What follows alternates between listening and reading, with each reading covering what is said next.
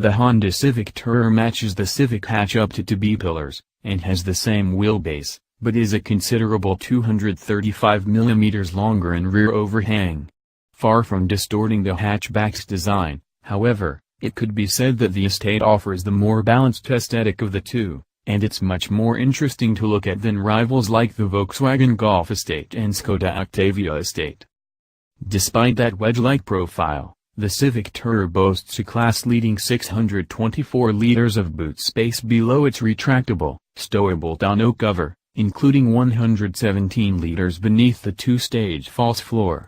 Thanks in part to the fuel tank being unusually sited under the front seats and the space-efficient rear torsion beam suspension, the seats can be folded flat to create a vast 1,668-liter space, which is both sensibly shaped and easily accessible via the knee-height boot lip that's almost flush to the floor. You can also create a tall central load space by flipping up the rear seat squabs. Up front, the firm, supportive seats are roundly adjustable, as is the steering column, and the combination of high-quality plastic finishes and interior design to match the adventurous exterior impress, but dowdy switchgear lets the side down.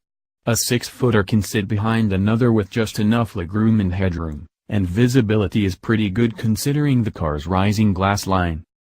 There are two engines to choose from, a 118 bhp 1.6 i-Tech turbodiesel and a 140 bhp i-Tech petrol. Both are supplied with a slick, shortish-throw 6-speed manual gearbox, while the petrol car can also be spec'd with a 5-speed torque converter.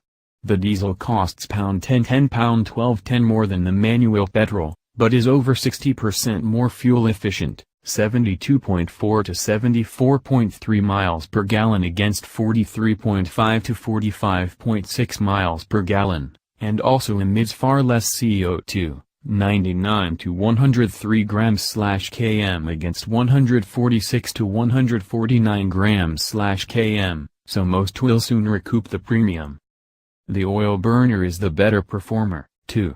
The manual petrol is quicker from 0 to 62 miles per hour, 9.2 seconds versus 10.1 seconds for the diesel, but is at once boomy and breathy. While the i-Tech pulls strongly from low down and plays on its massive torque advantage as revs climb, it boasts 221 pounds-foot to the i-Tech's paltry 128 pounds-foot. The diesel can be a little noisy when pushed, but it's never coarse.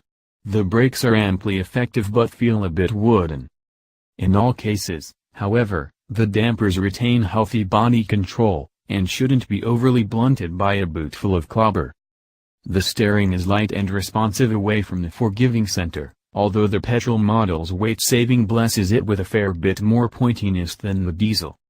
The handling is more competent and benign than it is incisive and engaging, though, and the ride is generally comfort-biased. Bumps and scars are more heard than felt. The Civic Tour's huge and versatile load space, comfortable ride and strong yet frugal diesel engine are impressive, but like for like it is somewhat overpriced against its competitors.